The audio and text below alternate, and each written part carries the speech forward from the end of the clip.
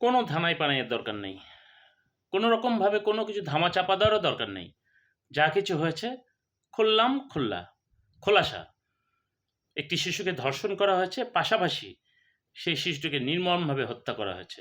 আসামি অ্যারেস্ট, আসামিকে ধরা হয়েছে, তথ্য প্রমাণ, আসামির স্বীকারোক্তি সব কিছু এখন দিনের আলোর মতো উজ্জ্বল। তাই কোনো কথা হবে না, কোনো দেরি হবে না, একটা মাত্র বিচার করে দেখান, জনগণ আপনাদেরকে মাথায় তুলে রাখবে। একটা আসামি ফাঁসি দিয়ে দেখান, দৃষ্টান্তমূলক শাস্তি হোক এবং খুব দ্রুততার সাথে। সারা বাংলাদেশের মানুষ পাশে থাকবে।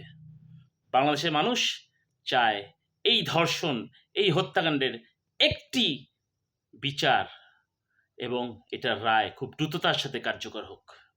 সারা বাংলাদেশের মানুষ গর্জে উঠেছে, ফুঁসে উঠেছে।